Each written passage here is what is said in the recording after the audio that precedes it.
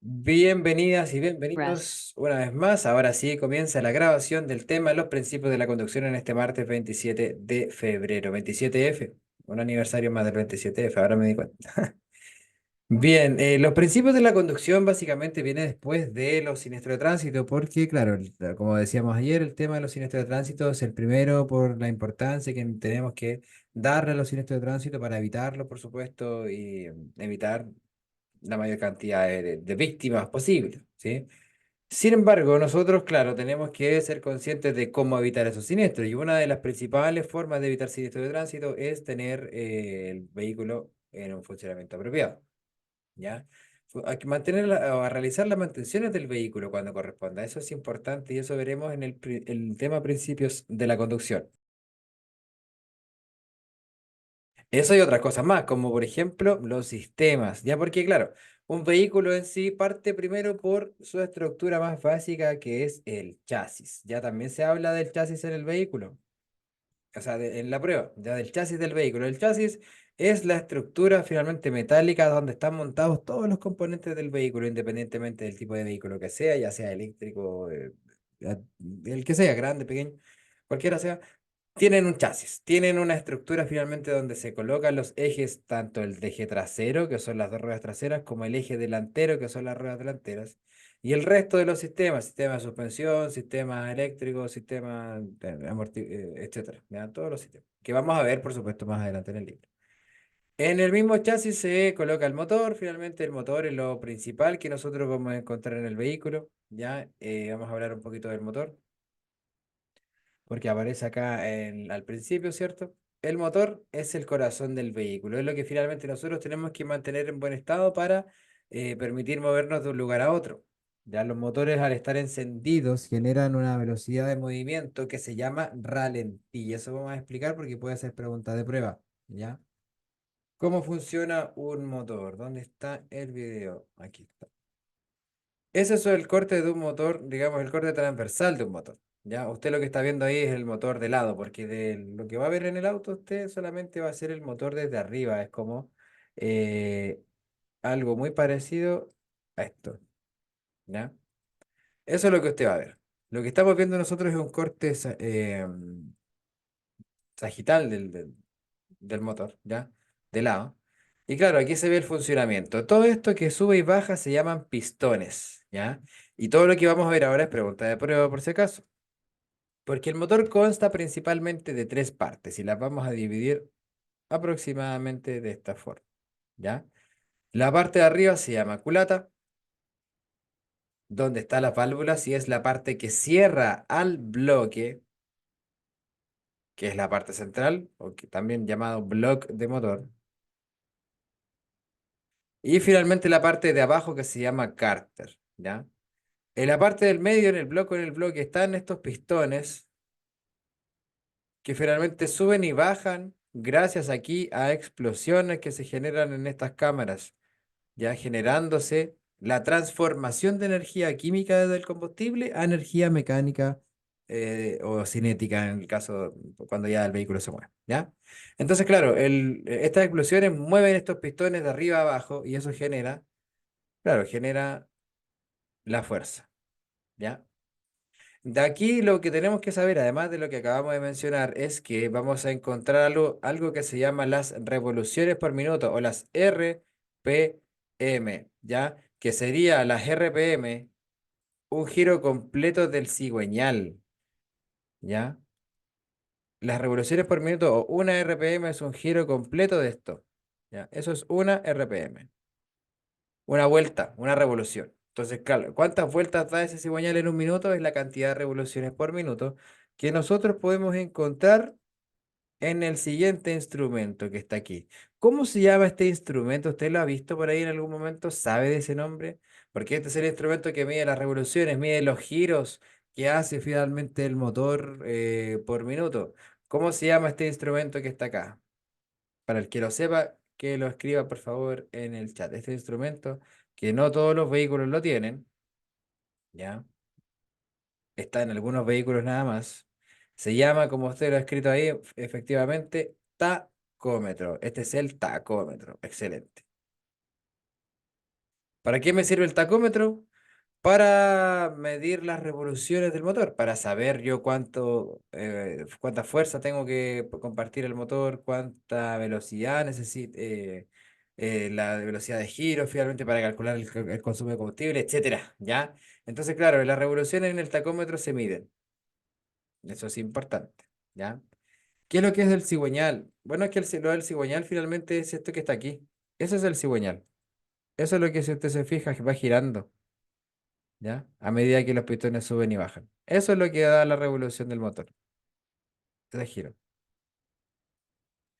Ese cigüeñal es el que hace girar todas las correas que están en el motor, finalmente hace girar todo lo que tenga que ver con la transmisión igual, ¿ya?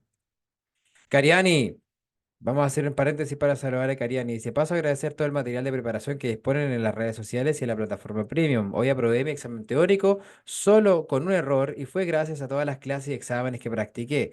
Sin duda son una escuela súper capacitada y con profesionales de nivel, nos comenta Cariani Gómez en el chat y le saludamos, por supuesto, Cariani, felicitándola por su logro y agradeciéndole por sus palabritas también y por contar con nosotros. Ya, al igual que Cariani, usted también puede si se prepara, por supuesto, de la forma más eficiente posible para su estilo, aprobar sin problema. Nosotros aquí le estaremos facilitando la información y ayudándole con las dudas. ¿Ya? Gracias, Cariani. Felicidades una vez más.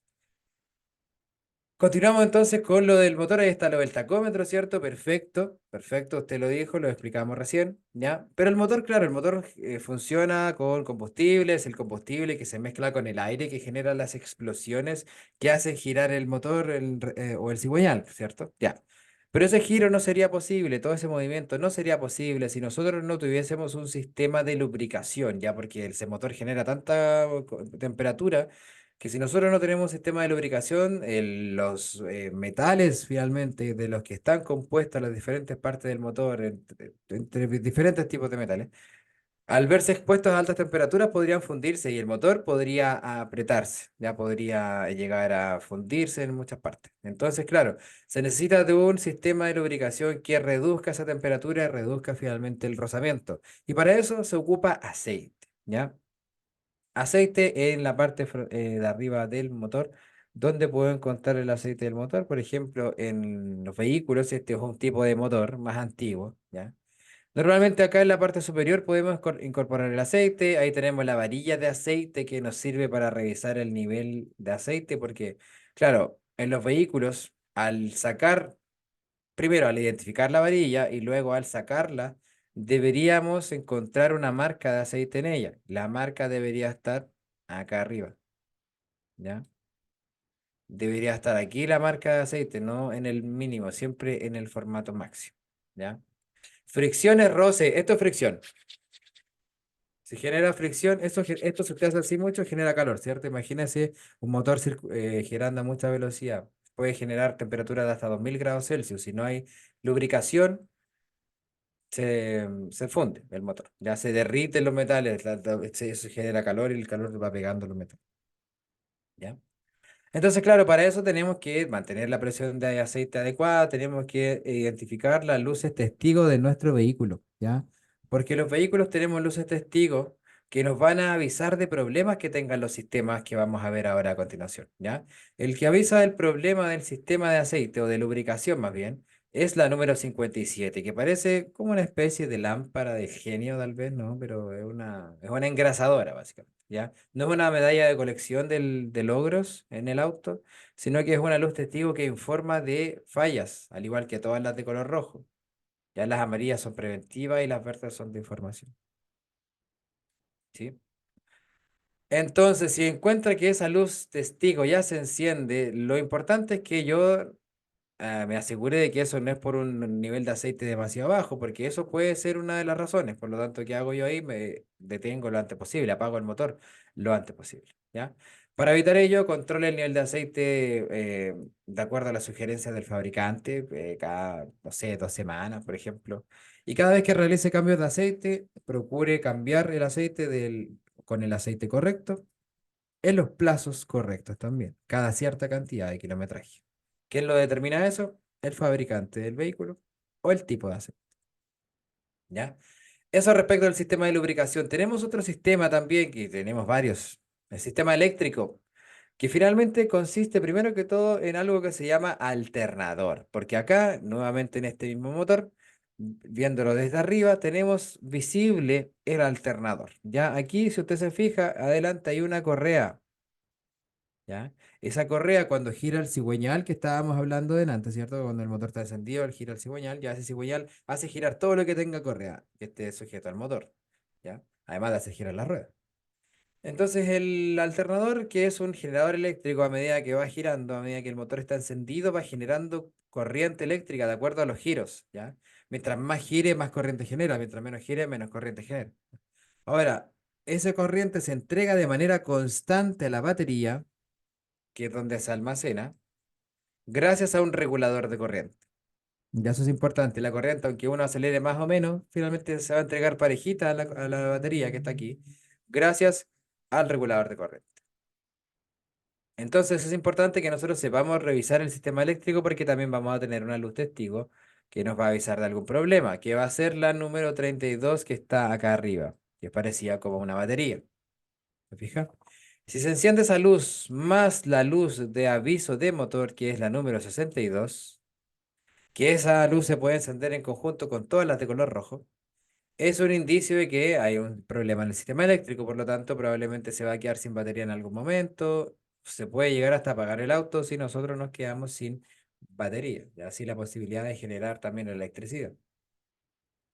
Entonces, muchas veces cuando se quema una ampolleta o deja de funcionar algún componente eléctrico, es producto de que no hay corriente, o producto también de que el fusible que protege a ese elemento eléctrico se ha quemado, ¿ya? Y aquí vamos a hablar de los fusibles, porque los fusibles son, si nosotros lo comparamos a una casa, entre un vehículo y una casa, por ejemplo, el fusible es como el automático de la casa que controla todo lo eléctrico, ¿ya? Controla el ingreso de corriente hacia los electrodomésticos de la casa, ¿cierto? Desde afuera. Finalmente el alternador, claro, es el que, si lo llevamos de la casa al auto, el alternador es el que genera la corriente, es el que trata de incorporar corriente a la batería, pero el fusible no lo deja. O sea, el fusible si detecta que la corriente es demasiada, ya ahí eso está entre la batería una luz, por ejemplo, cualquier elemento eléctrico. Ya, pero si el fusible detecta que la corriente es demasiada, el fusible se quema y corta el paso de corriente. Y eso, claro, se puede confundir con que se ha quemado algún elemento del vehículo, ¿no? Entonces, como decía la pregunta de la prueba, si se quema un fusible, ya no vamos a tener corriente. Sí, Dani, es mucha información, pero este tema es bastante completo y es bastante la información que tiene este tema. Y queda todavía para rato, te queda como una hora todavía de tema. Entonces, claro, si el fusible se quema y no pasa corriente, claro, vamos a tener que reemplazarlo con un fusible que sea del mismo tipo, porque tienen diferentes diseños, del mismo número. Ya, aquí están algunos tipos de fusibles, por ejemplo. Pero se tienen que reemplazar con fusibles del mismo tipo y con fusibles que tengan el mismo número, porque ese número es la resistencia que ofrece. Si la resistencia se cambia, puede verse afectado con problemas. ¿Ya? Ahí está lo de los fusibles, ¿cierto? Lo que acabamos de explicar. Otra cosa que también aparece, si una ampolleta no enciende o si la luz del control de los intermitentes destella en forma más rápida que lo habitual, es probable que una ampolleta se haya quemado. ¿A qué se refiere con eso? A que, por ejemplo, si yo señalizo, mi intermitente se va a ver de esa manera, ¿cierto? Se va a ver parpadeando así. Pero si está con fallas el intermitente, la frecuencia de parpadeo va a ser mucho mayor. Y eso desde afuera se va a ver de la siguiente forma, se va a ver como que el intermitente parpadea más rápido. Eso probablemente es un indicio de que en algún lado derecho, en el lado derecho de ese auto, probablemente en la parte de adelante, hay una ampolleta quemada o suelta, ¿ya? Eso es importante. También una batería mal cargada hace que el vehículo no arranque bien. Por eso es importante mantener la batería en buen estado. La batería se cambia cada 5 años también. Eso, bueno, depende del fabricante del vehículo. Eso usted lo tiene que saber. O sea, tiene que saber que se cambia por lo menos. Todos los elementos, todos los componentes del vehículo se tienen que realizar mantención. Y lo bueno de los autos es que vienen con una bitácora para todo eso, ¿ya?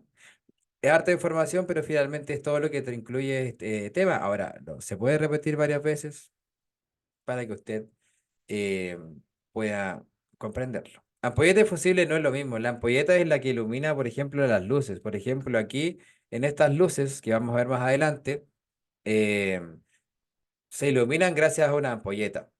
Pero los fusibles están dentro del vehículo, generalmente en la parte del motor, y son otra cosa, son componentes que impiden el paso de corriente hacia algún componente eléctrico. ¿Ya? Sí, María Soledad, por eso decía yo al inicio del video, si usted estuvo atento y atenta al inicio del video, que en la mañana lo vemos con gran detalle y en la tarde lo vemos como resumen. Eso yo lo mencioné al principio. Por la misma razón, porque en la mañana se destaca todos los detalles al máximo y al final, para no decir lo mismo, se resume. ¿Ya? Me refiero a que si una falla ampolleta, es que depende, si la falla en el fusible, la ampolleta no va a funcionar, pero si la falla en la ampolleta, el fusible puede estar en buen estado. Igual, la corriente sale de la batería, pasa por el fusible y termina en la ampolleta. ¿Ya? Entonces, claro, si se quema al medio, no va a llegar la corriente a la ampolleta. Si se quema la ampolleta, no se va a encender la ampolleta, pero el fusible, como dije, recién va a estar todavía en buen estado. Entonces es importante que controlemos el sistema eléctrico, por lo menos que reemplacemos la batería cada cierto tiempo. Antiguamente se cargaba agua en la batería, hoy en día las baterías vienen selladas, ¿ya? La correa del alternador, el alternador tiene que estar bien tenso, los cables de batería tienen que estar bien sujetos, la luz de carga durante la conducción no debe encenderse, que es la luz testigo que acabamos de ver delante. Otro sistema que es el sistema de combustible, que finalmente, y todo lo que estoy marcando acá también es pregunta de prueba. Este es uno de los temas más largos del libro.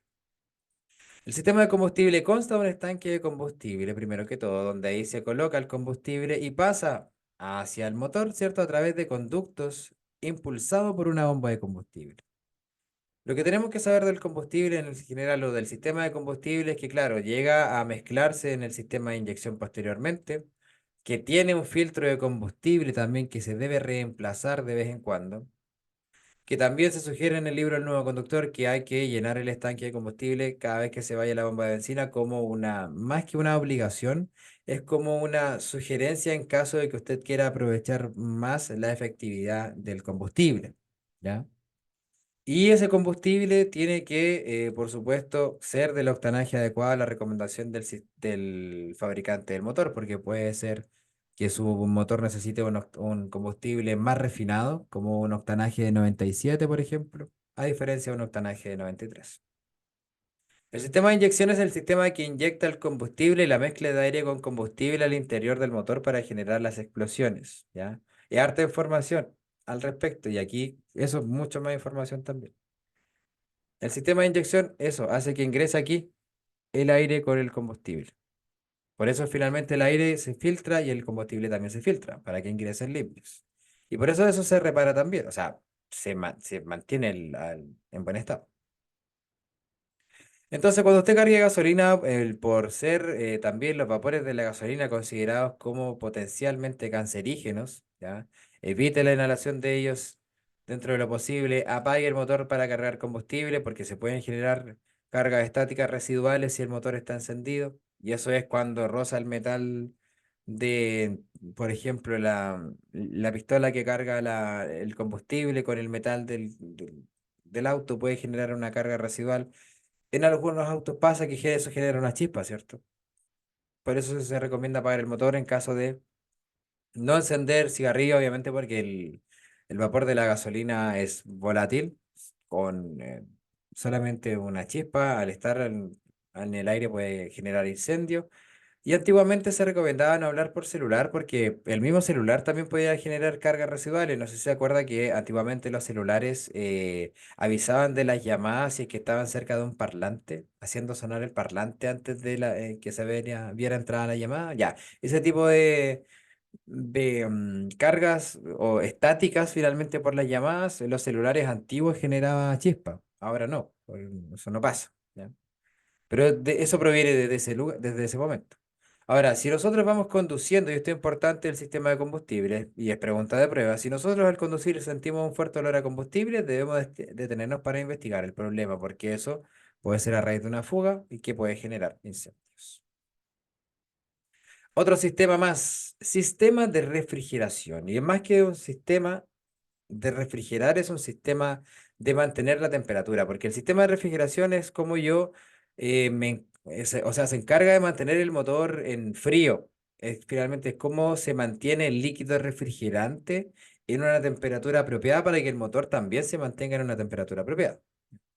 Porque hay varias cositas que tenemos que tener en el auto. Ya hemos visto el aceite, hemos visto la batería, hemos visto ahora, o vamos a ver ahora, el sistema de refrigeración, el líquido refrigerante, que se encarga de mantener el motor funcionando a una temperatura apropiada, evitando la temperatura demasiado alta, pudiendo generarse también algún tipo de falla más grave, como lo vimos también delante con el aceite, que es una falla muy parecida. ¿Ya? Para verificar entonces el adecuado funcionamiento del sistema de refrigeración, debemos controlar, por supuesto, que haya la suficiente cantidad de líquido refrigerante, que tiene que ser un líquido desmineralizado, no puede ser agua de la llave, tiene que ser agua sin minerales, con idealmente algún cierto porcentaje de anticongelante. Usted va al lugar donde eh, necesita, o sea, donde venden líquido anticongelante, ¿cierto? En alguna tienda y usted compra agua destilada con anticongelante. Y ahí usted se la va a vender y finalmente eso es lo que tiene que usted colocar en su sistema de refrigeración. Si hay, por ejemplo, una obstrucción de ese sistema, si hay poca cantidad de líquido, si, por ejemplo, la bomba de agua, que es la que se encarga de mover ese líquido de un lado a otro, de pasar de enfriarse a hacer su trabajo, ¿cierto? Si no funciona bien o si la correa está mal tensada, puede generarse un aumento de temperatura del motor. Y si el motor se aumenta en temperatura, usted tiene que detenerse lo antes posible para reparar la avería, ¿ya? La mayoría de los vehículos hoy en día también en el sistema de refrigeración tiene un ventilador que normalmente se enciende de manera electrónica. Antiguamente ese ventilador que está aquí se encendía de manera mecánica, pero hoy en día eso si no funciona, también puede ser motivo de que suba la temperatura del vehículo, ¿ya? El bloque del motor es la parte central donde están los pistones, como lo vimos delante. Y queda repetido para que usted lo pueda ver nuevamente la explicación. Bien, eso con el sistema de refrigeración. Si hay algún problema en el sistema de refrigeración, también va a aparecer con la luz testigo y en este caso es la luz testigo número 48. Con esa luz, si se enciende de repente, usted yendo en circulación, es un indicio de que hay un problema en el sistema de refrigeración. Bien. El sistema de escape finalmente lo que habla del sistema de escape es que por ahí van a aparecer o van a emanar hacia la atmósfera, ¿cierto? Los contaminantes que se produzcan como residuo producto de la combustión dentro del motor. Ya hay varios contaminantes, eso lo vamos a ver también en el tema, informaciones importantes más adelante, ¿ya? Pero claro, lo que importante es que usted sepa que poseen sustancias tóxicas que pueden ser perjudiciales tanto para usted como para el medio ambiente. Por lo tanto, se recomienda en detenciones mayores a un minuto apagar el motor, ¿cierto? En caso de que usted sienta que eh, el tubo de escape suena más de lo adecuado, también hay que repararlo porque eso puede ser también motivo de contaminación dentro del vehículo porque pueden ingresar esos humos hacia dentro del vehículo. ¿Cómo sabemos después que estamos intoxicados con eso? Porque podemos sentirnos mareados, por ejemplo, etcétera. Así que es importante estar atento a el funcionamiento del escape, estar atento a los cambios del sonido del motor, porque si empieza a sonar un poco más ronco, puede ser que haya algún problema en el sistema de escape. Y lo que tenemos que evitar es que ingrese el monóxido de carbono al interior del vehículo para evitar intoxicarnos. ¿Sí?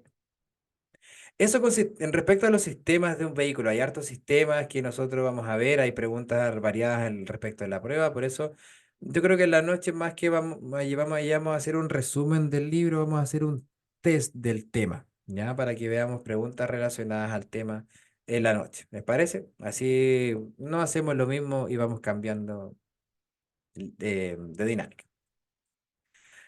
Todo lo que tiene que ver, lo que vimos anteriormente, principalmente relacionado al motor, ya porque eso, como decíamos delante, es parte del chasis, está montado sobre el chasis del vehículo, ¿cierto? Que es la estructura metálica que está alrededor, y sobre esa estructura metálica está la carrocería, ¿ya? La carrocería, en este caso acá. es todo lo que está fuera del cuerpo del vehículo, y se lo pueden preguntar también en la prueba, por eso se lo menciono. Ya en la carrocería, todo lo que en este caso se ve de color rojo, todos los paneles laterales, paneles de las puertas, guardafangos, todo eso es carrocería. ¿Ya? De ahí después vamos a ver más adelante los elementos de seguridad activa y pasiva. ¿Sí? Pero antes de pasarnos como a la carrocería y todo eso, vamos a ver la transmisión. Ya la transmisión finalmente es aquel contacto, conexión, por decirlo de cierta manera, entre el motor que gira, ¿cierto? Y produce su giro y potencia a las ruedas de tracción, que pueden ser las ruedas de atrás, pueden ser las ruedas de adelante o pueden ser las cuatro ruedas en general, va a depender del auto. ¿Bien? Entonces, la transmisión se encarga, a través de la palanca de cambios, de entregar más fuerza o más velocidad al vehículo, ¿ya? Entonces, claro, a través de la palanca de cambios y junto con el embrague, reparten toda la fuerza que se produce en el motor hacia las ruedas, ¿ya? Cuando usted vaya a pisar el embrague, recuerde que el embrague es el elemento que en el vehículo de transmisión manual se pisa para poder pasar de cambio, ¿ya? Entonces, claro, cuando usted vaya a ocupar el embrague, tiene que pisarlo a fondo para pasar de cambio, porque el embrague es aquel mecanismo que le permite pasar entre cambios, ¿ya? Tenía un video al respecto, pero lo perdí, ¿ya? El embrague entonces es el que permite pasar de cambio en cambio. Si nosotros, por ejemplo, nos fijamos en una palanca de cambios, y aquí está la palanca de cambio. Más que el embrague, vamos a hablar de la palanca de cambio, porque el embrague nos permite, claro, ir conectando y desconectando las marchas. Aquí vemos marchas, aquí vemos la marcha de reversa y seis marchas numeradas, ¿cierto? Que van hacia adelante. Cada una de las marchas tiene diferente fuerza, diferente velocidad también. En este caso vamos a hablar de la primera, de la segunda y de la tercera, ¿ya? ¿Por qué vamos a hablar de esto? Porque esto va a aparecer también en otros temas más adelante, sobre todo en conducción en circunstancias especiales, cuando hablemos de conducir en nieve o en hielo, por ejemplo. ¿Ya? Delante hablábamos de las revoluciones. ¿Se acuerda del concepto de las RPM? Ya. Las revoluciones de motor, si en el tacómetro están bajas, ¿ya? También significa que yo estoy transmitiendo fuerza o velocidad a un determinado movimiento, ¿ya? Al igual que si las revoluciones de motor son altas. ¿Ya? RPM baja, RPM alta. ¿A qué se refiere con esto? A que yo aquí, para poder circular, voy a tener diferentes velocidades para poder mantener tipos de revoluciones. Por ejemplo, yo en primera puedo circular a 5 kilómetros por hora, digamos 5 para no decir uno, entre 5 kilómetros por hora y 20 kilómetros por hora. ¿De qué va a depender si yo circulo en primera a 5 o a 20? De cuánto yo acelere. Si acelero poco, la revolución de motor se mantiene baja. Si acelero más, la revolución de motor sube y por lo tanto sube la velocidad. Pero llega a un límite, y ese es el límite máximo de la primera, 20, más o menos. Va a variar entre vehículos, pero eso es más o menos. Luego, la segunda me permite circular, no necesito llegar a 20 para pasar la segunda, no, puedo pasar a los 10 kilómetros por hora, manteniendo una aceleración menor, una revolución más baja. Y el límite máximo de donde yo puedo llegar acelerando, más o menos, es 40 kilómetros por hora. ¿Se entiende más o menos hasta el momento? Porque esto después se lo va a ver en lo práctico. Normalmente en la parte de cuando vayamos a doblar en una esquina, por ejemplo, tengamos que pasar de tercera a segunda para disminuir la velocidad, o vayamos a enfrentar estas preguntas que nos dicen la circulación en la nieve, por ejemplo. ¿Cuánto es que, o en qué cambio tenemos que circular para hacerlo de forma segura? Ya. En eso después lo vamos a asociar más adelante. ¿Ya? Y la tercera, por ejemplo, 20 kilómetros por hora hasta 60 aproximadamente. ¿Ya? Es decir, si yo quiero circular, por ejemplo, a 20 kilómetros por hora, puedo circular en segunda a 20 o en tercera a 20, va a depender de qué tanto acelere o no. ¿Ya? Lo de los cambios un poco más fácil, puede resultar un poco más fácil también, a veces no tanto, porque esto es netamente funcionamiento mecánico del vehículo. Si uno tiene, por ejemplo, algo de nociones anteriores a la mecánica, puede que se le sea más fácil entenderlo, pero claro, aquí es arte de la información, en la mañana me gusta verlo en detalle. Si tiene dudas, claro, puede volver a ver el video o nos puede preguntar también todas las dudas en el chat. Ahora, todo lo de la caja de cambio, ¿cierto? No sería posible si no tenemos el embrague, recuerde, y vuelvo a insistir que el embrague solamente se pisa a fondo para pasar entre cambios. En la primera tiene un funcionamiento diferente, hay que soltarlo suavemente, hacer una pausa en el punto de fricción y quitarlo por completo. Ya entre cambios no, eso se lo van a enseñar principalmente en la parte práctica. Lo bueno de los vehículos automáticos, que se menciona acá, es que son cada vez más comunes y que no tienen pedal de embrague. Bueno, lo digo en el sentido de que tenemos que coordinar menos movimientos para poder finalmente desplazarnos de un lugar a otro. La dirección de un vehículo. La dirección finalmente son las ruedas que giran cuando yo giro el volante, ¿ya? Que normalmente son las ruedas delanteras. Si yo giro el volante, las ruedas deberían girar para yo poder tener el control de la trayectoria. Normalmente puede que en algún momento uno gire más o gire menos, dependiendo si el neumático tiene, por ejemplo, una adecuada presión de aire, si el neumático está bien pegado al piso, por ejemplo, por la amortiguación, ¿ya? Por eso puede generarse que el neumático gire más o gire menos. Si, por ejemplo, sentimos la dirección pesada, puede que un vehículo tenga poca presión de aire.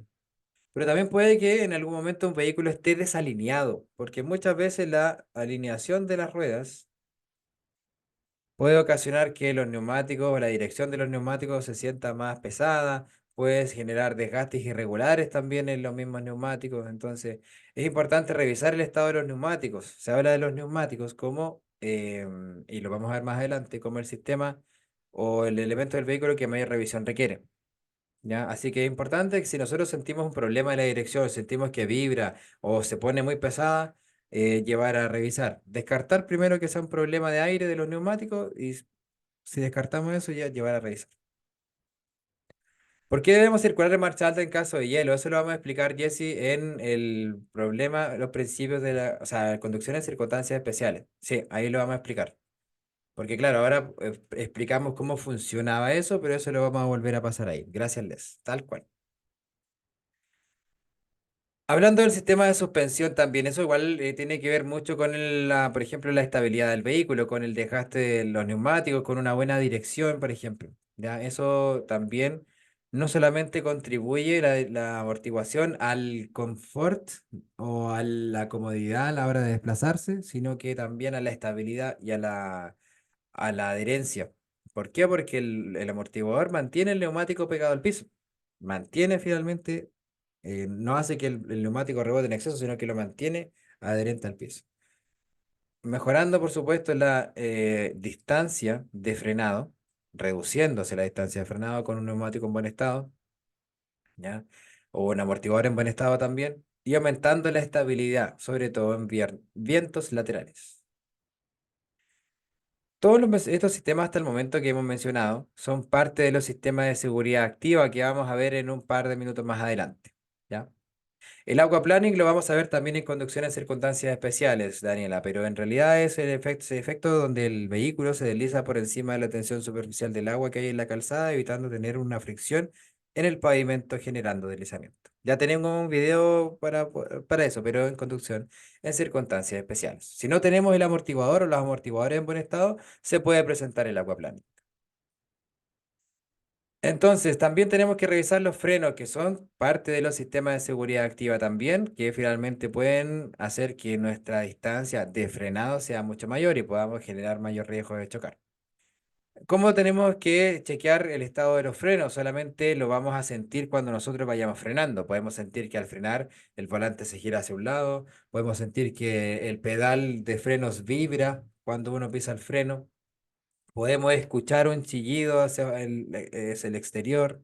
Podemos también ver en la luz testigo del tablero un problema con el sistema de freno si es que se enciende esa luz cuando estamos avanzando, ¿ya? También cuando el sistema, por ejemplo, el de freno de mano está puesto, también puede que esa luz quede encendida también. Por lo tanto, eso lo tenemos que controlar desde el tablero, ¿ya?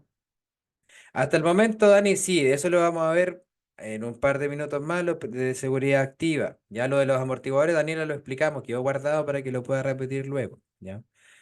Y el resto de cosas lo vamos a ir explicando más adelante. Pero sí, los elementos de seguridad activa, frenos, suspensión, amortiguación, pero lo vamos a explicar más adelante. Paciencia, ¿ya? Es importante revisar el estado de los frenos y amortiguadores, siempre de acuerdo a las recomendaciones del fabricante, de acuerdo a la cantidad de kilómetros recorridos principalmente, ¿ya? Y para que vuelva a verlo, los amortiguadores, y lo vamos a ver en la fotito, son finalmente lo que genera la comodidad o entrega la comodidad y mantiene la adherencia de las ruedas en el piso. Está dentro de estos resortes que están acá, o afuera, como se ven ahí. Pero no saco nada con mostrarle esta foto porque esta foto es diferente en todos los autos. Lo que usted tiene que saber del amortiguador es que sirve para, y esa es la pregunta de la prueba, mantener la adherencia en el vehículo, la estabilidad y el control, ¿cierto? Evitar el aquaplaning, pero se lo vamos a ver, como decía nuevamente, le digo nuevamente, más adelante, ¿vale? Hablamos de los frenos. Los frenos también nos permiten detener el vehículo, por lo tanto, claro, mantenerlos en buen estado es crucial. Y en los vehículos vamos a tener dos tipos de sistemas de frenos en sí, porque el sistema de frenos, en realidad hay dos sistemas de frenos, no es solamente uno, son dos. Ya, no hay tres, dos en los vehículos livianos. En otros vehículos hay tres, pero acá dos, que actúan independientemente uno del otro.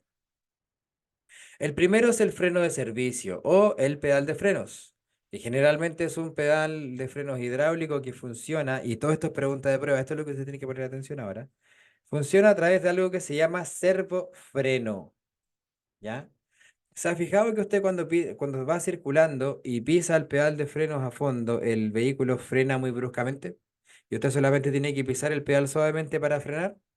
Ya, eso es producto del servofreno, porque el peso del vehículo, que es mayor a una tonelada y media, dependiendo del vehículo que sea, pero todo el peso del vehículo no se va a detener solamente con tocar el pie en el pedal, si es que no hay una fuerza que multiplique lo que usted pisa en el pedal, ¿ya? Y de eso se encarga el servofreno, de multiplicar la fuerza recibida en el pedal hacia el sistema de freno para poder detenerse. ¿Cómo funciona el servofreno? Esta es pregunta de prueba. El servofreno funciona con el motor encendido. Ya no si está el motor apagado, por ejemplo, cuando usted está siendo remolcado por otro vehículo, puede que vaya a tener que pisar el pedal de freno más a fondo para poder llegar a una potencia de frenado mínima. ¿Por qué? Porque el sistema de frenos de servofreno, o sea, el servofreno general, que está en el sistema de freno de pie, no va a estar funcionando si el motor no está encendido. Entonces, claro, el servofrenos junto con el líquido de frenos, que también es parte del sistema de frenos, deben estar funcionando en buen estado. ¿Ya? El líquido de frenos, como pregunta de prueba, no debe disminuir.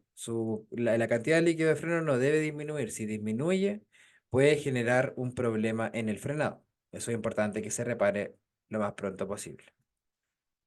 Profe, pero ¿cómo me doy cuenta de que no hay líquido de frenos en mi vehículo? Porque tengo que ver el depósito de líquido de frenos. ¿Dónde está ese depósito? Mire, bueno, aquí el nivel dice ahí máximo, tiene que estar cercano al máximo, ¿ya? ¿Dónde se ve el depósito de líquido de frenos? Aquí. Generalmente en la parte, aquí está, hay un motor de frente, un vehículo de frente con el capó abierto, el motor yo lo estoy mirando de frente, ¿cierto? El líquido de frenos en este caso está ahí. Es un depósito generalmente adosado a lo que está atrás, que era el servofreno que decíamos, ¿no? Que es una estructura redonda, metálica detrás del depósito de líquido de freno, ¿ya? Y como digo, como depende de cada auto, está arriba, puede estar ahí, puede estar acá, puede estar al lado, ¿ya? Profe, si le hago contacto, sí, lo enseñan en la parte práctica, les, claro. Elizabeth, profe, si le hago contacto sin encender el auto, ¿igual pueden funcionar los frenos? Sí, funcionan, Elizabeth, qué buena pregunta. Funcionan igual, ya, pero vamos a tener que pisar el pedal mucho más a fondo para poder frenar. O sea, si usted, por ejemplo, en una bajada, imaginemos, no encendió el auto y quitó el freno de mano en la bajada, para poder detener el movimiento del vehículo, hay que cargarse sobre el pedal de freno sin que no encendemos el motor porque no va a estar funcionando la potencia extra del servofreno. ¿Ya? Idealmente en las escuelas todas enseñaron el cambio de neumático, pero no en todas lo hacen, ¿ya? Pero en esa parte se puede ver. Ya, hablábamos de, antes de traernos, ¿cierto?, de todo, de los dos sistemas de frenos que tenía en el vehículo. Primero el sistema de freno de servicio, freno de pie, y el otro es el freno de estacionamiento o freno de mánico, de mánico, freno mecánico, freno de mano o freno mecánico, o freno de emergencia también, que generalmente actúa sobre las ruedas traseras. Ya esa es la pregunta de prueba al respecto. Dos sistemas de freno, el servicio, el freno de servicio, que actúa sobre las cuatro ruedas, que es el freno de pedal y el otro que actúa sobre las ruedas traseras, que es el freno de mano. ¿Sí? Aquí está lo que decíamos del servofreno. Mire, eso es pregunta de prueba. Controlamos entonces el nivel de líquidos, el líquido de frenos periódicamente. ¿Cómo podemos saber que nuestro pedal de freno está funcionando de mala manera? Porque nosotros vamos a pisar el pedal y vamos a sentir que no tiene ningún tipo de resistencia, lo vamos a sentir muy livianos, ya, muy liviano. Eso genera también inseguridad porque uno tiene esa resistencia, uno pisa el freno y espera que el freno como que ya sea capaz de detener el auto, es como cuando uno siente el freno de la bici, más o menos, ¿ya? Claro, si el freno usted lo pisa, pero usted siente que no va a frenar, genera inseguridad igual, entonces por lo mismo es importante mantener el freno o los frenos en buen estado. Hay que verificar que las luces de freno funcionen porque las luces de freno son tres, ya las de los costados y la tercera, que es la luz de freno, tienen que estar funcionando. El freno de mano idealmente también y de forma pareja. Si hablamos del sistema de frenos, también hay algo que tenemos que mencionar, que es pregunta de prueba, porque el resto de las recomendaciones, por ejemplo, revisar grietas, cambiar el líquido de freno, eso lo dijimos, que hay que cambiar el líquido de frenos. Y revisar periódicamente el estado de discos y pastillas también, de acuerdo a los ruidos, ¿se acuerda? Si yo siento ruidos al frenar, también si yo siento que la dirección vibra, eso también puede ser problema no solamente de la dirección, sino que también del sistema de freno. Pero lo puede determinar un mecánico, ¿ya? Ahora, lo que íbamos a hablar del sistema ABS. Del sistema ABS, y que puede aparecer en la prueba al respecto, es su función, ¿ya? ¿Cuál es el sistema ABS de los frenos? Mire, aquí está el video. Frenos ABS. Los frenos ABS son los que se encargan de detener el movimiento del vehículo que las ruedas, sin permitir que las ruedas se bloqueen a la hora de pisar el pedal de forma sorpresiva. Sobre todo en frenadas de emergencia, donde uno lo que tiene que hacer es pisar el embrague a fondo y el freno también. Entonces, claro, aquí vamos a ver dos vehículos. Un vehículo que tiene ABS, aquí vamos a colocar sí a la ABS, y abajo le vamos a colocar no a la ABS. ¿Ya? Vamos a explicar inmediatamente a qué se refiere como que se bloquea. ¿Ya? Eso, Jesse, no, o sea, no necesariamente pueden sonar al frenar, o sea, si suena puede ser hasta por incluso suciedad nada más en los frenos, pero desde acá, si no lo veo o no lo escucho, difícil determinarlo, es mejor llevarlo a un mecánico. ¿Ya? Entonces, claro, aquí el vehículo no tiene ABS y aquí vamos a explicar, Daniela, lo que es la rueda se bloquea. Mire, eso es una rueda que se bloquea. ¿Se fija? La rueda no gira, se traba nada más. Eso es una rueda bloqueada. Las cuatro ruedas se bloquean si no hay sistema de frenos ABS. ¿Ya? ¿Qué pasa con eso? La distancia de frenado aumenta, se mantiene menos el control de la dirección y puede generarse con mayor facilidad en riesgo a la hora de frenar. ¿Ya? Eso es la diferencia de frenos ABS. No todos los vehículos lo tienen, eso usted lo tiene que averiguar cuando compre su vehículo o averiguarlo desde su vehículo directamente. ¿Ya? ¿Por qué? Porque más adelante vamos a ver cómo evitar las maniobras de emergencia o cómo enfrentar una frenada de emergencia si nuestro vehículo tiene ABS o no tiene ABS. ¿Ya? Si hablamos de los neumáticos, y eso lo vemos más adelante en el tema conducción en circunstancias especiales, o perdón, en informaciones importantes. Si hablamos de los neumáticos, son el elemento del vehículo que mayor revisión requiere porque es el elemento o el único elemento de apoyo del vehículo con la calzada, que nos aporta la estabilidad, por supuesto, suficiente y la adherencia suficiente para no perder el control del vehículo. Deberíamos, por lo mismo, mantener los neumáticos en una presión de aire apropiada para que se mantengan totalmente pegados al piso, no con una presión de aire excesiva ni con una presión insuficiente tampoco. Siempre la presión es de aire adecuadas. ¿Ya? También los neumáticos tienen huella, tienen estos surcos que finalmente sirven para evitar el efecto aquaplaning que vamos a explicar más adelante, ¿ya? Que separan el agua de la calzada para evitar ese efecto de deslizamiento por encima del agua que hay en la calzada. Y esos surcos tienen que tener una mínima profundidad. Y acá se menciona, por ley tiene que ser mínimo 1,6 la profundidad. Sí, también, Elizabeth, perfecto. Vamos a hablar inmediatamente de eso, ¿ya?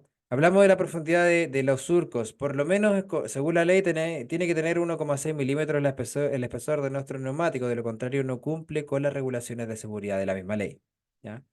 Ahora, se recomienda para una profundidad o más que una profundidad, una conducción más segura, que la profundidad sea mínima de 3 milímetros, ¿ya? ¿Para qué? Para que usted se asegure de que en las diferentes circunstancias hay buena adherencia, ¿ya? Entonces, claro, cuando usted vea que llega a 3 milímetros, ¿y cómo vamos a determinar eso? Una forma transversalmente fácil es con una moneda chic de las nuevas de 100 medir el borde, o sea, colocar la moneda pequeña en el borde de la ranura y o de la huella, y si la huella alcanza el borde dorado de la moneda es porque finalmente tiene 3 milímetros aproximadamente, y eso es como para tener una referencia, ¿ya? Ahora hay un profundímetro, hay herramientas mejores para eso, pero lo importante es que usted revise regularmente también no solamente la huella, sino que lo que pueda tener el neumático insertado dentro, ya como un clavo o algún tornillo, por ejemplo, que pueda ingresar.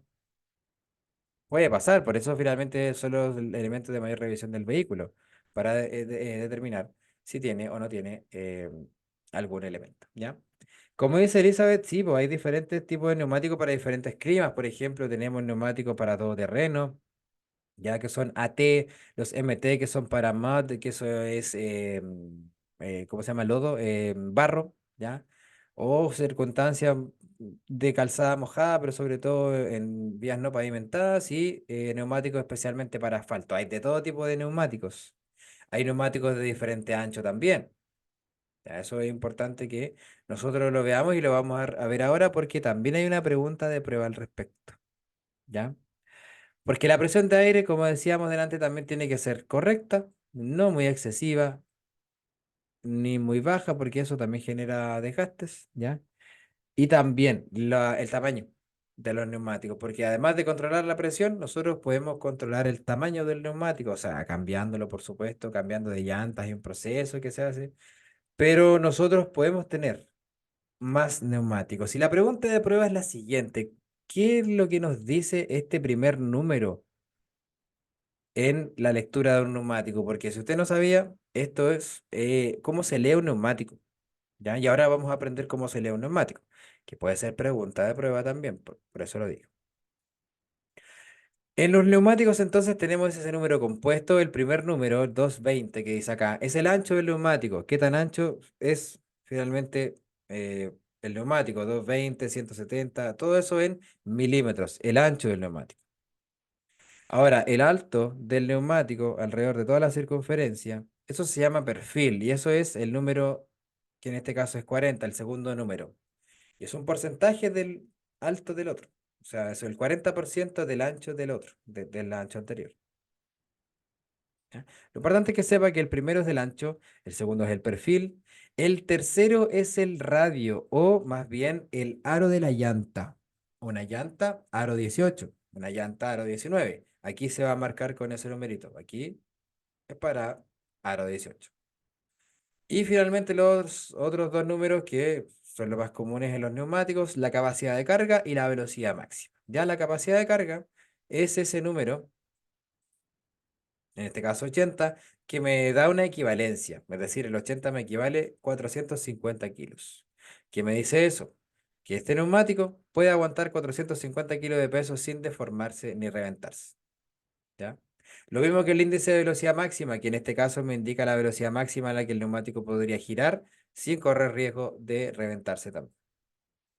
¿Ya? Eso puede aparecer también en los neumáticos. Circula a velocidades moderadas cuando tenga los neumáticos en mal estado para, por supuesto, evitar cualquier riesgo. Si detectan algo anormal, como una protuberancia en el neumático o un desgaste irregular, porque normalmente los neumáticos, si no los tenemos a buena presión de aire, va a parecer que la huella está en buen estado al medio, pero aquí a la orilla se ven estos pelillos que son como de la estructura interna, entonces eso genera desgaste y eso puede generar un riesgo de que el neumático reviente. Entonces por eso hay que observar y son el elemento del vehículo que mayor revisión requiere. De los neumáticos hay hartas preguntas en la prueba, son preguntas de doble puntaje también, porque son elementos de seguridad activa del vehículo y eso lo vamos a explicar. Este tema es largo. Los neumáticos deben ser cambiados al menos cada 5 años, sí, eso es lo que dice el libro y se pregunta en la prueba, ¿por qué? Porque con el tiempo el material envejece y corre más riesgo de que se reviente. Aumente levemente la presión de aire de los neumáticos cuando lleve más carga, ya mayor peso en el vehículo, mayor es la cantidad de aire que usted tiene que llevar en los neumáticos. Eso es pregunta de prueba también. Los neumáticos tienen que estar balanceados. Un ángulo de caída excesivo genera desgaste irregular de los neumáticos y un ángulo de caída insuficiente también genera desgaste. Es como esto, por ejemplo. Que aquí se va a generar desgaste principalmente donde el neumático tiene punto de apoyo con la calzada, ¿ya? Súper. Vamos a hablar ahora un poco de las luces, porque el tema tiene que seguir avanzando, ¿cierto? En un vehículo de 4 ruedas, normalmente la parte delantera tenemos diferentes tipos de luces y la imagen nos va a ayudar a verlas. Por ejemplo, en la parte de adelante de un vehículo tenemos dos focos que proyecten luces bajas y altas. Acá, ya este otro lado acá. También tenemos dos luces de estacionamiento, que en el caso de este vehículo son esa pequeñita que está en ahí y la pequeñita que está al otro lado, a la misma altura equivalente, por supuesto, ahí. Va a depender del vehículo. Las luces de estacionamiento son luces que se encienden con el telecomando de las luces bajas. Esas son las luces de estacionamiento, las que estamos indicando ahora. Esas de ahí, esa pequeñita de ahí, con la otra de al lado. ¿Ya? Luces de estacionamiento. Tenemos también la posibilidad de los vehículos encontrar las luces neblineras que sirven para reforzar la luz baja a la hora de circular por niebla, o nieve, o llovizna, etcétera. Todo eso en la parte delantera. En la parte trasera, todo eso también, que son lo que vamos a ver. Dos luces fijas rojas, que son, por ejemplo, las de abajo, y va a depender del auto también. Dos luces de estacionamiento, que son, claro, además de las de adelante, dos rojas de atrás, diferentes. Tenemos la luz de la patente, que por lo menos debería ser una luz, pero la patente de atrás debería tener luz o luces. Tenemos las luces de reversa, que son las de color blanco, una a cada lado. Tenemos las direccionales o las intermitentes que también están en los focos delanteros, que no las nombré delante, pero las nombro ahora, porque están adelante y atrás, los intermitentes, y las luces de freno, que son las rojas en general, que se intensifican un poco más, se prenden un poco más cuando piso el freno, y se marca también la tercera luz de freno que está en este caso ahí arriba. Esas son luces de los vehículos. ¿Se lo enseñan en la parte práctica? Sí, se lo enseñan en la parte práctica de la escuela. ¿Ya? Lo importante es que nosotros como conductores nos aseguremos de que las luces estén limpias, que funcionen y que estén bien ajustadas, porque de lo contrario podemos generar riesgo. Las luces también son parte de los elementos de seguridad activa. Ya hasta el momento hemos visto solamente elementos de seguridad activa, como decían por ahí en el chat, las luces, los neumáticos, todo esto finalmente que es parte de los sistemas del vehículo que permite evitar chocar, ¿cierto? Caja de cambio, embrague, todo esto es parte de los sistemas de seguridad activa, por si acaso, pues después vamos a ver la diferencia. Luces neblineras también, espejos también, todo parte de la seguridad activa. Las luces de advertencia de peligro también, ¿ya? Ahora, respecto a las luces neblineras, solamente se deben usar para reforzar las luces bajas en caso de neblina, ¿cierto? Las luces de advertencia de peligro, que no son las mismas de las luces de estacionamiento, se deben usar, como su nombre lo dice, solamente a consecuencia de una falla o avería, para avisar temporalmente que está obstruyendo la circulación o para advertir a conductores de un peligro más adelante. Las de Gálibo y Trocha es exactamente lo mismo. eh, Muy parecidos en realidad. Sí, podríamos llamarla de igual forma, sí, sí, de Gálibo de Trocha, sí, podríamos decir que sí, ¿ya? Básicamente dependerá de la región a la que se encuentre uno, cómo se llamará prácticamente, pero sí, esas son las luces que usted está viendo en este momento, son las luces que se encuentran en las partes superiores y del costado de los vehículos de más de 2 metros de ancho, para señalar la ubicación o la dimensión del vehículo en lugares donde no se vea. Bien, tenemos más luces, tenemos bueno, hartas luces. La idea es que nosotros ocupemos luces que no generen incomodidad ni error a la hora de circular. Tenemos espejos también, que nos permiten visualizar hacia el entorno, más que para solamente cambiarse de pista, también para posicionarse dentro de la vía, para posicionarse dentro de la misma vía. Y ahí nosotros vamos a ver que al observar por los espejos, vamos a ver muchos puntos ciegos, ¿ya? ¿Cómo yo elimino los puntos ciegos de un vehículo? Mire, aquí lo vamos a buscar.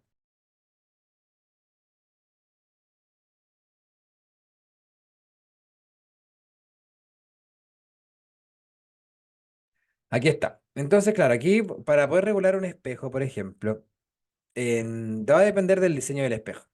¿Ya? Hay unos espejos diferentes a otros, pero en general lo que nosotros podemos tener como referencia es la manilla de la puerta del lado del espejo. La misma puerta del espejo, la puerta delantera, ¿cierto? Esa manilla tiene que quedar aproximadamente en el sector que nosotros estamos viendo acá, que es esa parte de abajo, ¿cierto? En la esquina inferior izquierda del espejo. ¿Cuál es la idea? La idea es que nosotros veamos un poco de la cola del auto y esto se lo digo porque es parte de la prueba práctica también. Y finalmente la idea es que nosotros, claro, podamos dividir lo más posible hacia afuera para poder observar si podemos adelantar o pasar por un lado de una pista o no podemos adelantar, luego de haber trazado una línea imaginaria aquí. ¿Ya? Entonces, claro, yo regulo mis espejos para poder observar los puntos ciegos. Si yo en algún momento quiero usar los espejos para cambiarme de pista, si yo acelero lo suficiente y veo un vehículo en la parte interior del espejo, puedo pasar siempre y cuando el otro vehículo no venga tan rápido. Pero si yo veo un vehículo acá y quiero cambiarme de pista, no alcanzo a acelerar independientemente de la velocidad que venga el vehículo para poder cambiarme de pista. Por lo tanto, aquí no debería adelantar.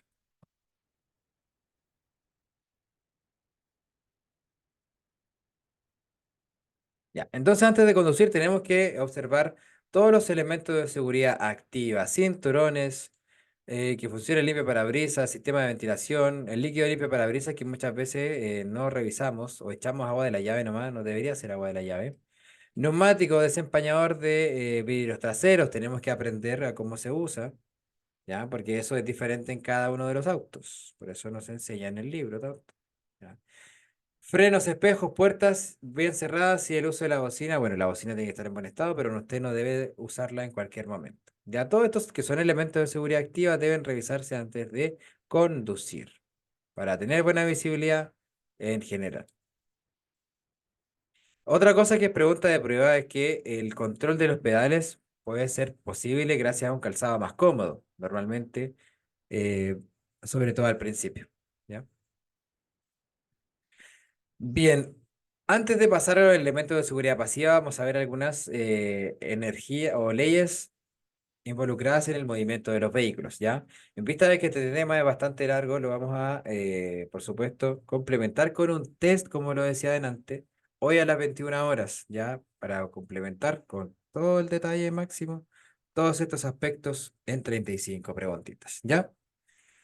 Bien, la energía de las leyes físicas, la energía del movimiento, eso se llama energía cinética. De todas maneras, esto va a quedar guardado para que usted lo pueda ver cuantas veces quiera, ¿ya?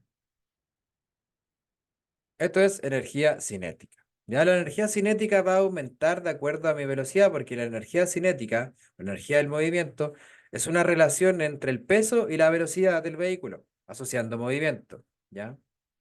Por ejemplo, tenemos acá que la energía cinética se calcula, y esto usted no tiene que saberlo necesariamente para la prueba, ¿ya? Por medio de la masa por la velocidad al cuadrado. Esa es la fórmula de la energía cinética.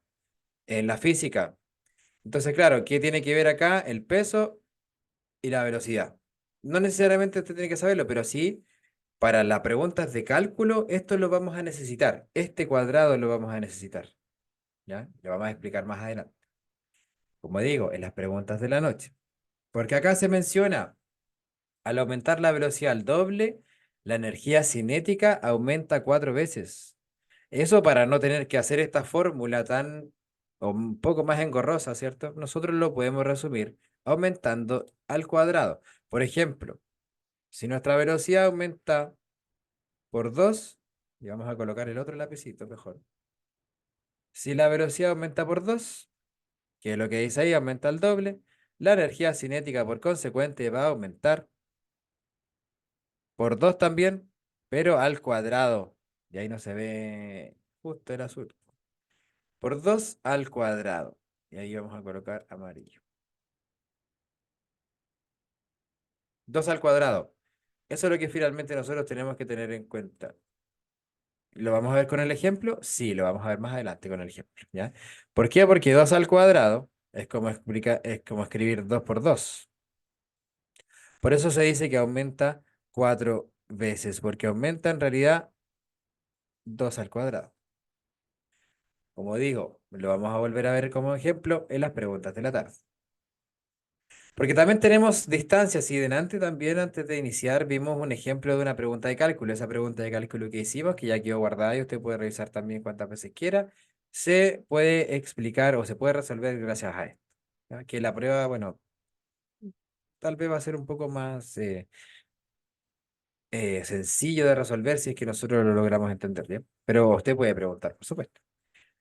Bien, respecto de la distancia, mire, tenemos distancia de detención, que si nosotros acá la comparamos, aquí es la distancia de detención, ¿cierto? Hablábamos delante que corresponde a la suma de la distancia de reacción más la distancia de frenado, ¿verdad? Frenado.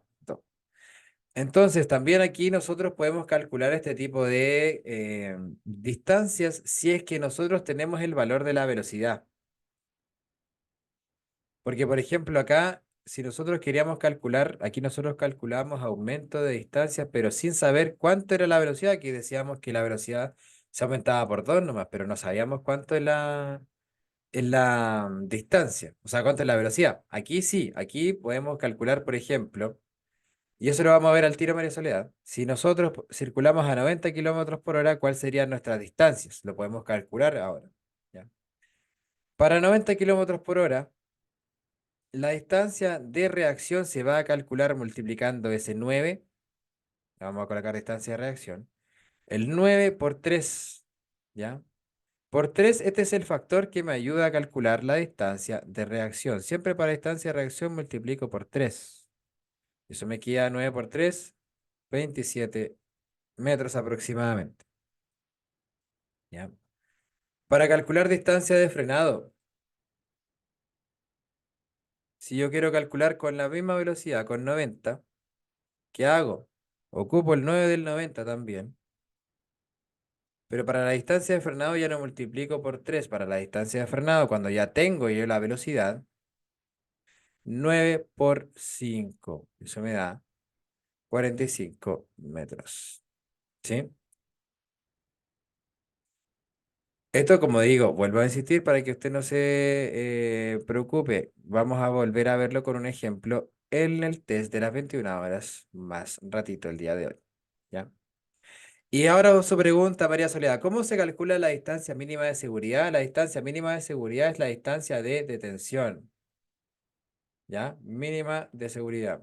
¿Por qué? Porque finalmente es la distancia que me va a permitir detenerme antes de chocar al otro vehículo. Por eso se llama distancia de detención, no es la distancia mínima de seguridad. Y eso se calcula sumando lo que yo calculé anteriormente, porque aquí lo vemos, ¿cierto? Reacción más frenado, me da eso.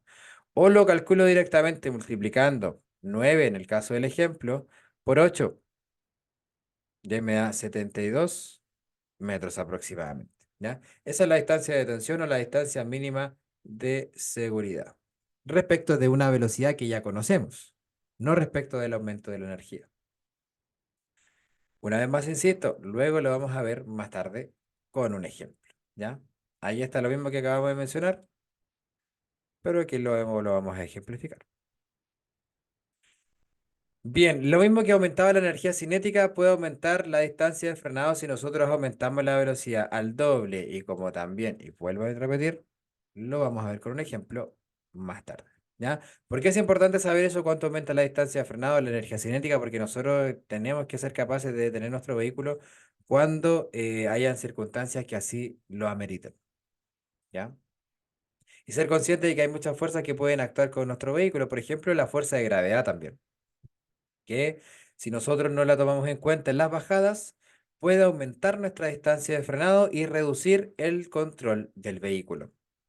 Por lo tanto, y aquí viene el tema de las marchas también, que es lo que veíamos delante, si yo voy a tomar una bajada, independientemente de la bajada que sea, yo tengo que tomar esa bajada con un cambio puesto, sin pisar el embrague. ¿Por qué? Porque eso me activa un efecto que se llama efecto de retención de motor. Y esto es parte de muchas preguntas más adelante, que también lo vamos a ver en el tema de conducción en circunstancias especiales. Retención de motor. ¿Ya? Ese efecto de retención de motor es nada más que solamente dejar un cambio puesto cuando uno va en una bajada, ¿ya? Ahora, si usted va a frenar en una bajada, tiene que acompañar, ¿cierto?, el frenado, esa disminución de velocidad, con una baja de cambios. ¿Para qué? Para que la velocidad a la que usted haya llegado se mantenga en un rango de cambios donde la velocidad seleccionada esté dentro del límite de revolución mínima y revolución máxima que veíamos delante en el ejemplo. ¿Ya? Esa es la idea. ¿Lo vamos a ver de nuevo en el tema de conducción en circunstancias especiales? Sí, porque eso se ve ahí. Pero finalmente la fuerza de gravedad actúa con esto y hace que si nosotros no consideramos este efecto de retención de motor, vayamos a forzar más los frenos, por lo tanto exista una mayor probabilidad de que los frenos se sobrecalienten. Bien.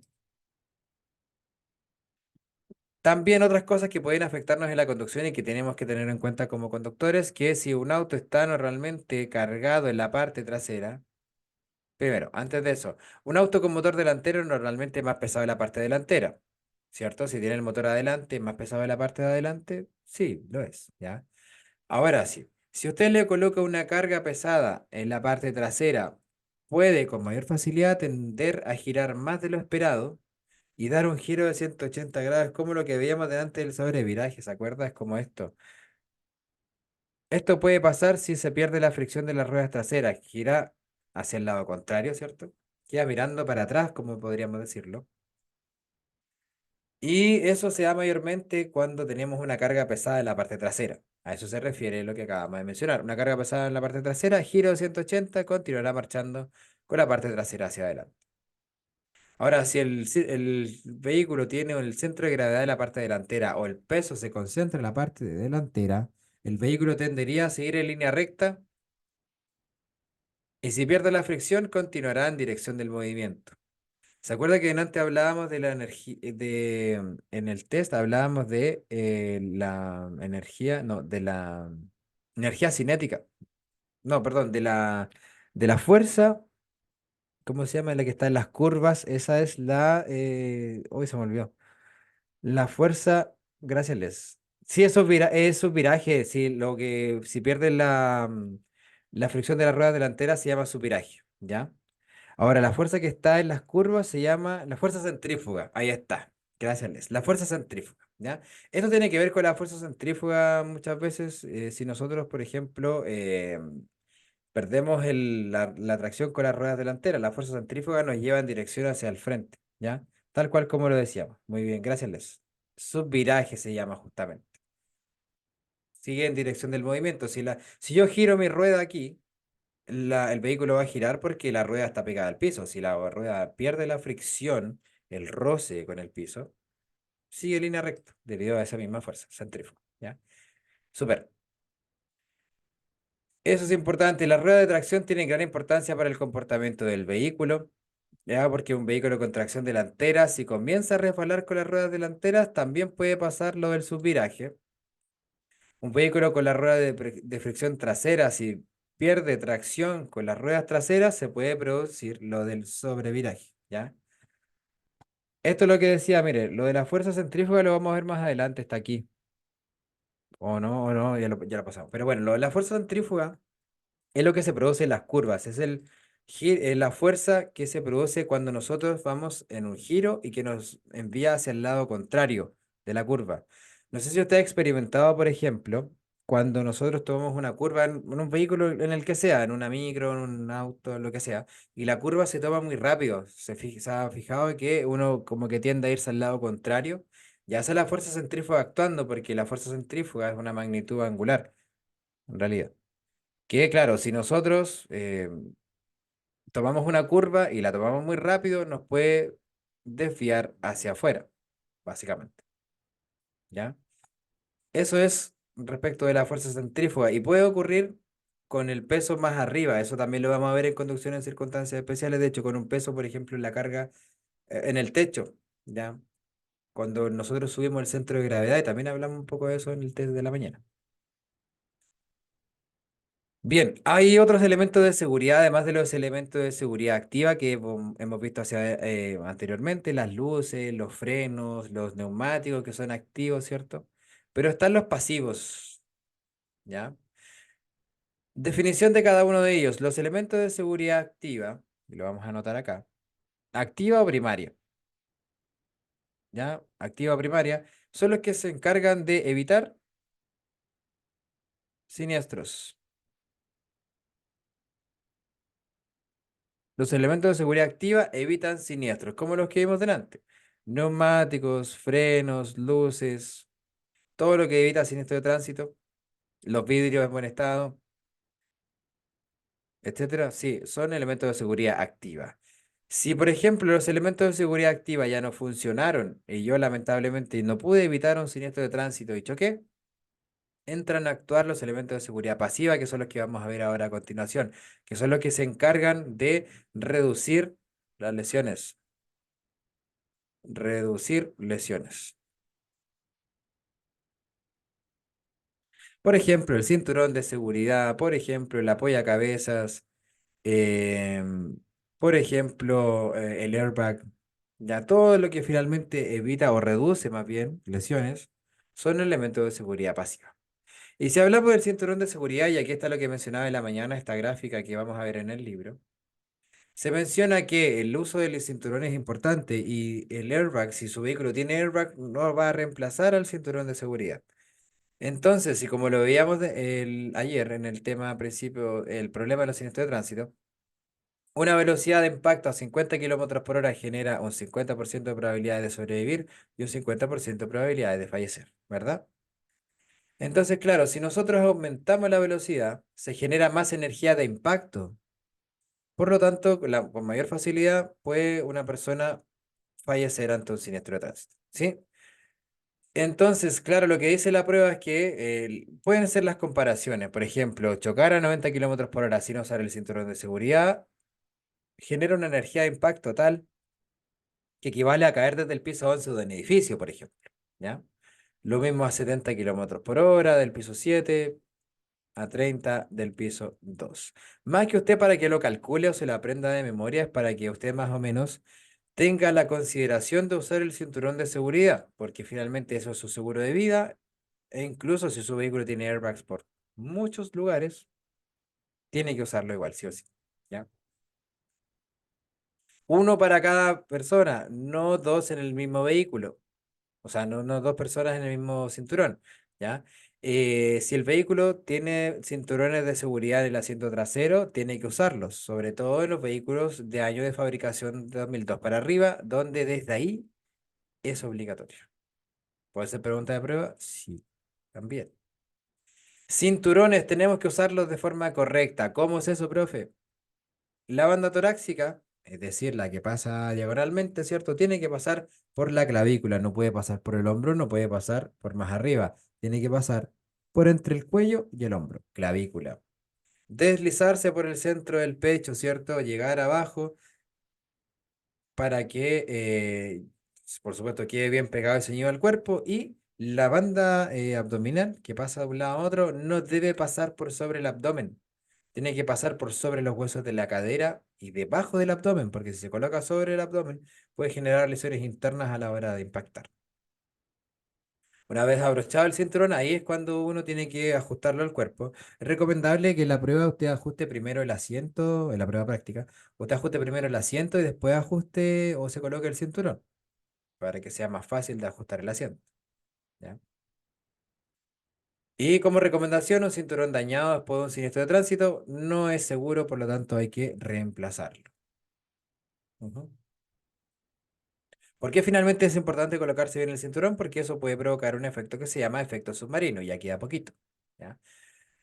El efecto submarino, ¿cuál es? El efecto submarino es aquel efecto donde un cuerpo se desliza por debajo del cinturón por no haber sido colocado bien, porque la persona es muy pequeña en estatura para poder ser protegida por el cinturón, o porque debajo de la persona había un cojín que justo en una frenada de emergencia se resbaló para adelante con persona y todo.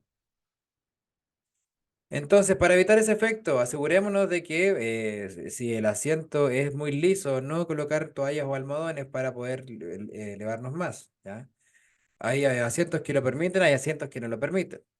Pero de todas maneras nos tenemos que poner el cinturón de forma adecuada, asegurarnos de que esté bien tensado y siempre colocarnos de una forma apropiada, no reclinados para atrás, sino que lo más verticalmente posible, como a 20 grados para atrás. Más o menos, lo importante es que quede cómodo. Hay excusas que se han dicho al respecto del uso del cinturón de seguridad y esto usted lo va a ver en la prueba y usted lo tiene que marcar como excusa porque no existe algo que finalmente me faculte a mí como conductor para no usar el cinturón. Y todo es excusa. No voy a tener accidentes, por lo tanto no necesito usar el cinturón de seguridad. Excusa. Sobrevivir a un siniestro de tránsito depende de la suerte o de la casualidad, por lo que el cinturón no es de gran ayuda. Muchas veces, y según lo que indica el mismo libro, El nuevo conductor, el uso de un siniestro, o sea, de un cinturón de seguridad disminuye entre un 20 y hasta un 50. En conjunto con el airbag, la posibilidad de sufrir un siniestro. En caso de tener un siniestro, es mucho más seguro salir eyectado del vehículo. No, no es así. Aumenta en más de un 300% la probabilidad de lesiones fatales. En muchos siniestros, los ocupantes quedaron atrapados dentro del vehículo por el cinturón de seguridad y fallecieron por no poder salir a tiempo. Excusa. El cinturón de seguridad es necesario, o sea, no es necesario, dice ahí, cuando se conduce por vías urbanas donde la velocidad de circulación es baja. Si el recorrido es corto, no hace falta ponerse el cinturón de seguridad. Mentira también.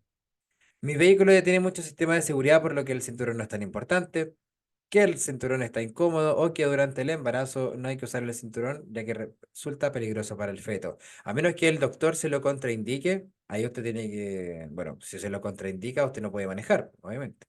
Pero si no dice nada, incluso durante el embarazo, puede usarlo. Y no solamente en los asientos delanteros, en todos los asientos. ¿Ya? ¿Por qué? Porque en los asientos de atrás una probabilidad de que un ocupante de esos asientos golpee mortalmente a otro pasajero de los asientos delanteros se reduce en 8 veces si ocupo mi cinturón. Póngalo siempre. No solamente en distancias cortas, sino que en cualquier tipo de, o sea, en distancias largas, sino que igual en distancias cortas. Bien, y lo último ya es del airbag. Airbag o las bolsas de aire que, de acuerdo a los vehículos, pueden haber una, dos o más de dos, ¿ya? Depende del tipo de vehículo. Hay airbags tipo cortina, hay airbags de rodilla, hay airbags laterales, frontales, etcétera, ¿ya? En tanto de los asientos traseros también. Entonces, lo importante es que usted sepa que el airbag, por lo mismo, no es efectivo sin el cinturón, ¿ya? Por lo mismo que se menciona acá, porque se infla hasta una velocidad de 300 kilómetros por hora llegando incluso sin el cinturón a producir lesiones faciales o cervicales bastante graves, ¿ya? Por lo mismo, entonces, para poder cumplir con este efecto de frenar el movimiento suavemente de la cabeza de los ocupantes, es que tenemos que usar el cinturón en combinación, ¿ya? Ahora, el apoyacabezas es lo último, porque el apoyacabezas también en conjunto con el airbag hace que el efecto de rebote tampoco sea muy alto cuando uno choca, ¿ya?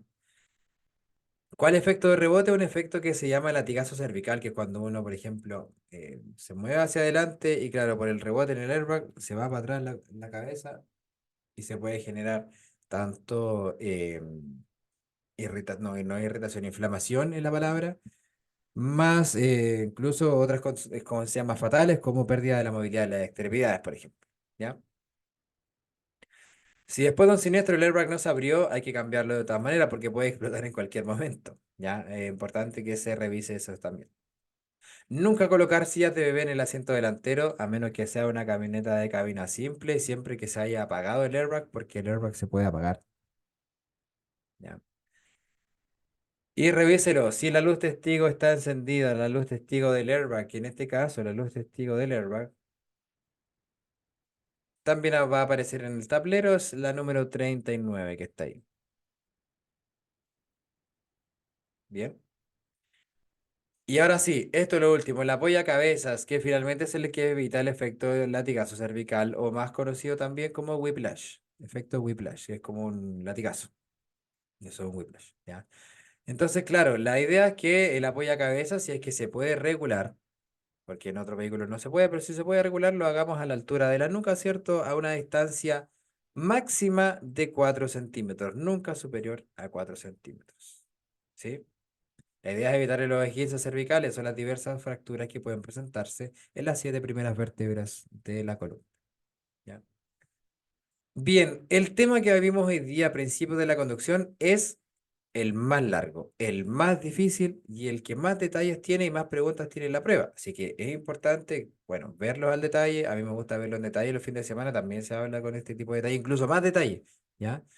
Pero claro, la idea también es irlo resumiendo porque con mucho detalle también a veces puede ser como demasiado. Entonces, para eso mismo, para ir resumiendo ya todo lo que vimos el día de hoy y a ir complementando, por supuesto, alguna que otra cosita que haya quedado, hoy a las 21 horas vamos a hacer el resumen de lo que vimos hoy día, muy completo, por supuesto, en base a 35 preguntas para usted dentro de la misma hora, para que usted pueda preguntar todos los detalles que haya quedado acá en respecto de este tema, porque tenemos que quedar claritos, estas preguntas de, por ejemplo, sistemas de seguridad activa y pasiva tienen doble puntaje en la prueba, por lo tanto es importante volver a repasarla, ¿ya? Va a quedar guardado de todas maneras en la plataforma, es difícil a veces de entender a la primera, sí, es lo mismo que las preguntas de cálculo, por lo mismo las preguntas de cálculo en detalle las vamos a ver mañana, o sea, mañana, perdón, en más rato, a las 21 horas. Lo primero que vamos a hacer es ver esas preguntas de cálculo y después el test de las 35 preguntas. ¿Ya?